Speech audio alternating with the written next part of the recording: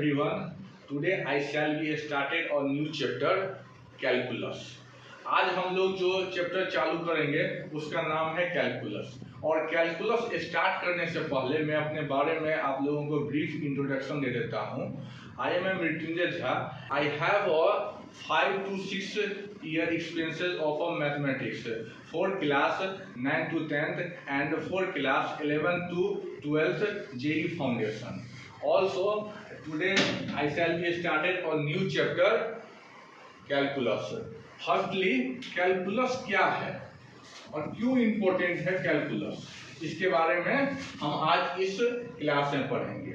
और calculus important क्यों है, क्योंकि कैलकुलस जो है 11th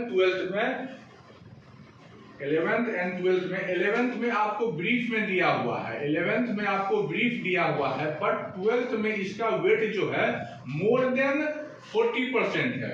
कितना परसेंट है? मोर देन आपका 40% कैलकुलस का वेट है।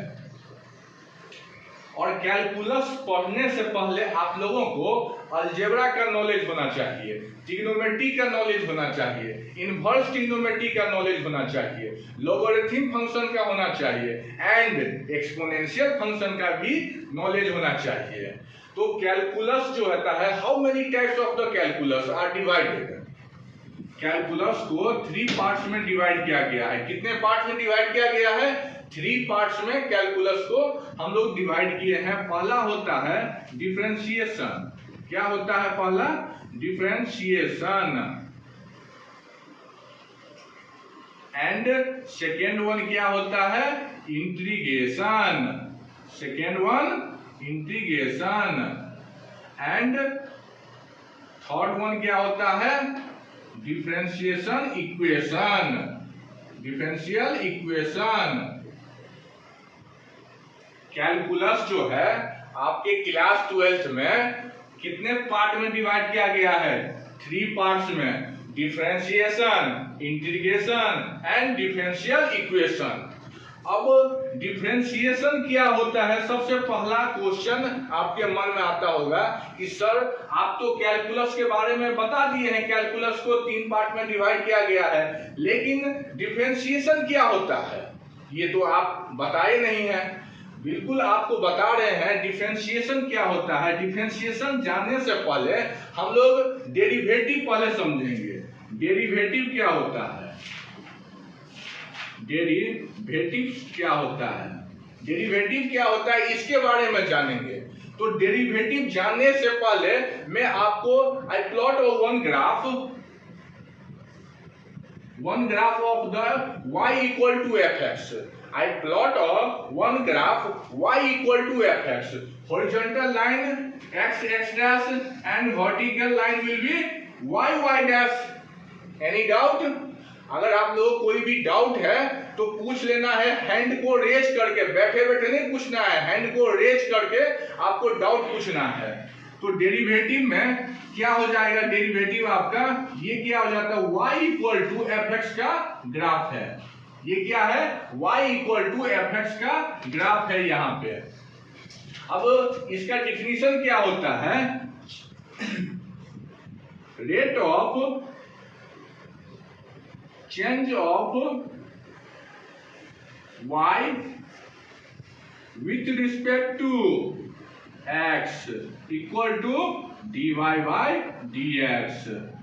Rate of change of y with respect to x. y जो है किसके रिस्पेक्ट में? x जो है y के रिस्पेक्ट में एक दूसरे को चेंज करेगा, उसे हम dy by dx कहेंगे। और इस प्रोसेस को हम क्या कहते हैं? डिफरेंशिएशन कहते हैं। और इस प्रोसेस को डिफरेंशिएशन कहते हैं।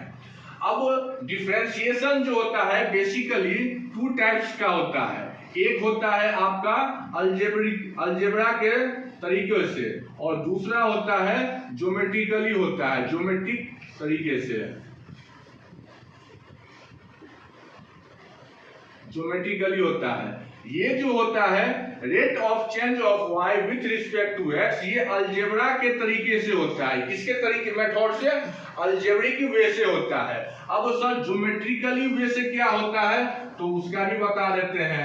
आई plotted y x x dash and also y y dash and y equal to fx, y equal to fx and x equal to c and this is the slope of tangent, this is the slope of tangent dy by dx at x equal to c, rate of change of y, slope of tangent at x equal to c, slope of tangent at x equal to c, इसका distance क्या है, c है, ये slope of tangent है। और rate of change of y with respect to x equal to dy by dx, ये आपका क्या होता है, ज्योमेट्रिकली होता है, और ये क्या होता है, अलजेब्रिकी होता है। आ चुका हूं आइलेट के बारे में। आइलेट मींस क्या होता है, ये लेट मतलब तो सब आदमी जानते ही होंगे कि लेट का मतलब क्या होता है, बट इसमें आई लगा हुआ है। आई का मतलब होता है inverse trigonometric function. L for क्या होता है, लोगरिथम फंक्शन। A फॉर क्या होता है, अलजेब्रा फंक्शन। T फॉर क्या होता है, ट्रिग्नोमेट्रिक फंक्शन।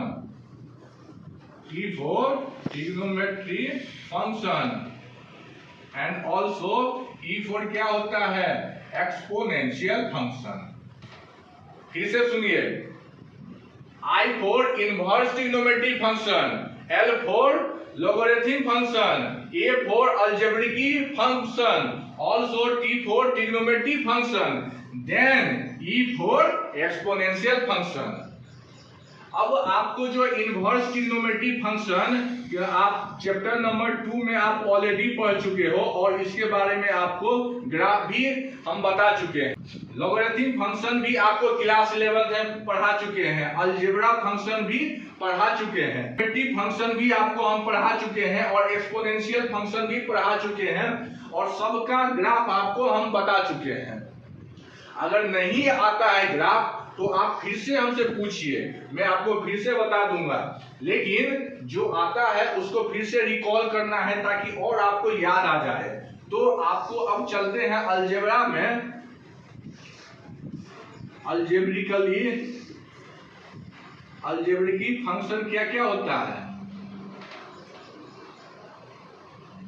इसमें आपका होता है, पहला होता है पोलिनोमियल। क्या होता है, पोलिनोमियल फंक्शन।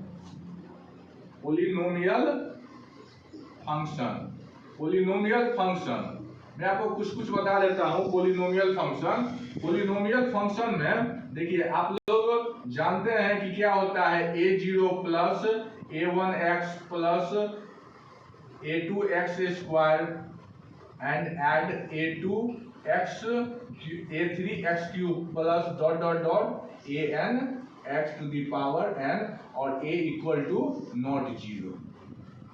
ये पोलिनोमियल फंक्शन है। ये क्या है, पोलिनोमियल फंक्शन है। और